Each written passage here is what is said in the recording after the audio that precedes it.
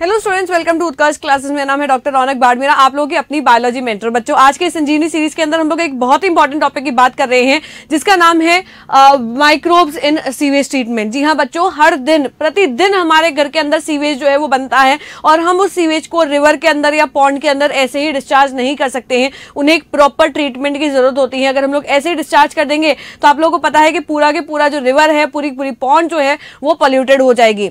तो एक proper treatment जो है वो सीवेज के लिए करना पड़ता है, उस वेस्ट वाटर के लिए करना पड़ता है। तो अगर हम लोग वेस्ट की बात करें जो हमारे घर में बनता है वो क्या होता है, तो वो होता है ह्यूमन एक्सक्रीटा। और सीवेज क्या होता है, तो याद रखना बच्चों, सीवेज के अंदर पाया जाता है ऑर्गेनिक मैटर और पैथोजेंस। मतलब ऑर्गेनिक मैटर भी पाए जा रहे हैं जिनका हमें डाइजेशन करना है, जिसका हमें ट्रीटमेंट करना है, और साथ ही साथ पैथोजेंस भी पाए जाते हैं।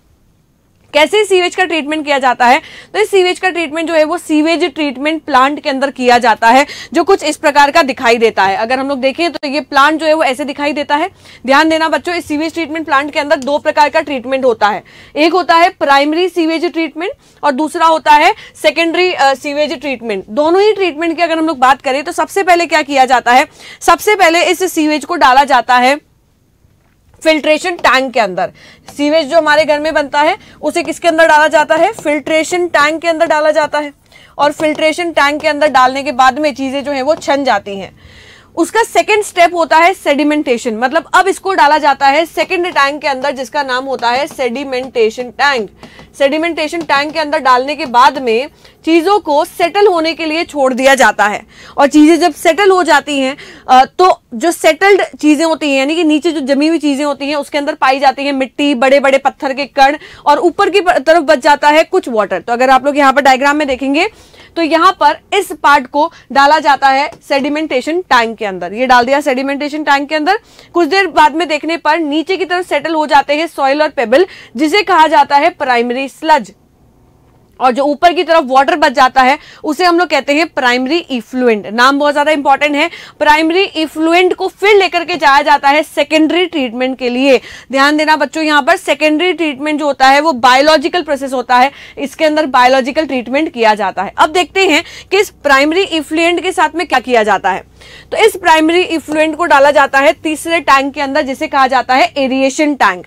क्या नाम होता है यहाँ पर, एरिएशन टैंक होता है।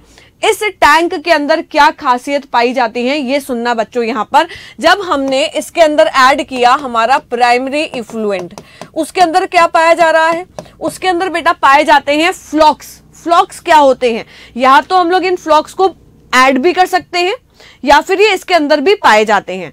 फ्लॉक्स के अंदर बच्चों दो चीजें होती हैं, एक होते हैं एरोबिक बैक्टीरिया और दूसरे होते हैं fungal filament. Aerobic bacteria heterotrophic होते हैं। तो अगर हम लोग बात कर रहे हैं कि इस प्राइमरी इफ्लुएंट के अंदर फ्लॉक्स ऐड किए जाते हैं जिसके अंदर हेटेरोट्रॉपिक एरोबिक बैक्टीरिया होते हैं, साथ ही साथ फंगल फिलामेंट्स होते हैं।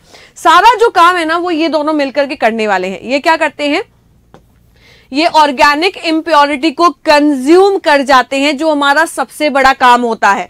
तो दोनों मिलकर के ऑर्गेनिक इम्प्योरिटी को कंज्यूम कर जाते हैं, जिसकी वजह से बायोलॉजिकल ऑक्सीजन डिमांड कम हो जाती है। क्या होता है बायोलॉजिकल ऑक्सीजन डिमांड, तो amount of oxygen required by the aerobic microbes to remove the organic impurity from 1 litre of water. मतलब 1 लीटर वाटर में से ऑर्गेनिक इम्प्योरिटी को रिमूव करने के लिए कितना ऑक्सीजन चाहिए, वो होता है बीओडी। क्यों इंपॉर्टेंट है बीओडी, देखो बच्चों, हमने तो डाल दिया यहाँ पर एरिएशन टैंक के अंदर प्राइमरी इफ्लुएंट को, साथ ही साथ हमने डाल दिया फ्लॉक। हमें कैसे पता चलेगा कि पॉल्यूशन जो है वो कम होता जा रहा है, इम्प्योरिटीज जो है वो कम होती जा रही हैं, हमें पता चलेगा इस बीओडी से। हम लोग मेजर करेंगे बीओडी, क्योंकि अगर हम लोग बात करें पॉल्यूटेड वाटर की, तो जब पॉल्यूटेड वाटर था उस समय पर बीओडी जो था बेटा वो ज्यादा था। जैसे जैसे जैसे पॉल्यूशन खत्म होता जाएगा, पानी साफ होता जाएगा, तो बीओडी भी रिड्यूस होता जाएगा। तो ये सबसे बड़ा इंडिकेशन होता है जब हम लोग मेजर करते हैं और जब हम लोग मेजरिंग के समय देखते हैं कि बीओडी कम हो रहा है, मतलब पानी जो है वो प्योर हो रहा है। इसका मतलब ये हुआ कि बीओडी जो होता है वो इनवर्सली प्रोपोर्शनल होता है to the purity of water. तो जब बीओडी रिड्यूस हो जाएगा बिल्कुल, उस समय पर हम लोग क्या करेंगे, इसे ट्रांसफर कर देते हैं सेटलिंग टैंक के अंदर। तो जब हम लोग इसे सेटलिंग टैंक के अंदर ट्रांसफर करते हैं, देखो अभी तक कितने टैंक बदले हम लोगों ने, फिल्ट्रेशन टैंक बदला, उसके बाद में हम लोगों ने क्या लिया था, सेडिमेंटेशन टैंक लिया था, उसके बाद में हम लोगों ने एरिएशन टैंक लिया था और अब वापस से हम लोग अगला टैंक ले रहे हैं। इसके अंदर जो ये फ्लॉक्स हमने काम लिए थे बैक्टीरिया और फंगाई के, इसे हम लोग सेटल डाउन होने के लिए छोड़ देते हैं और जो ऊपर की तरफ हमारे पास में बच जाता है उसे हम लोग कहते हैं सेकेंडरी इफ्लुएंट। इस सेकेंडरी इफ्लुएंट का यानी कि इस शुद्ध पानी का हम लोग क्या कर सकते हैं, या तो हम लोग इसे रिवर या पॉन्ड के अंदर छोड़ दें, यानी कि वाटर बॉडी के अंदर डाल दें, और इसे हम लोग हमारे लिए भी काम में ले सकते हैं, यानी कि ह्यूमन कंजम्पशन के लिए भी काम में ले सकते हैं। पर कंजम्पशन से पहले इसका टर्शियरी ट्रीटमेंट जो है वो करना पड़ता है, जो कि फिजियोकेमिकल ट्रीटमेंट होता है। अब यहां पर जो ये बैक्टीरिया और फंगाई के फ्लॉक्स जो नीचे की तरफ सेटल हो गए हैं, जो जम गए हैं, इनका क्या करें, फेंक दें? नहीं, बहुत इंपॉर्टेंट होते हैं।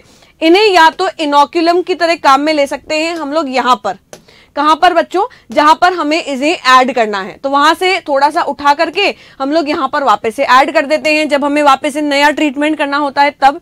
या फिर इन फ्लॉक्स को हम लोग मीथेन गैस बनाने के भी काम में ले सकते हैं, जो कि एक एनर्जी का बहुत अच्छा सोर्स होता है। तो इन्हें क्या किया जाता है, ये जो एक्टिवेटेड स्लज होते हैं, जो सेटल डाउन हो चुके हैं, इन्हें हम लोग एनएरोबिक स्लज डाइजेस्टर के अंदर डाल देते हैं।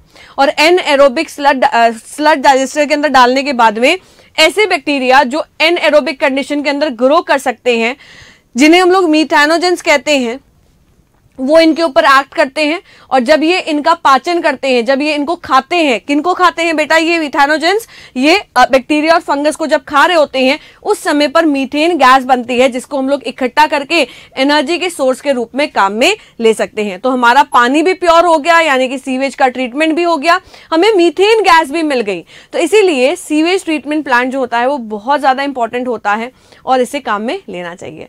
तो कैसा लगा ये सेशन आज का, जरूर मुझे कमेंट के अंदर बताना। मिलते हैं हम लोग कल के सेशन के अंदर, तब तक stay tuned, see you tomorrow in the class. Thank you students.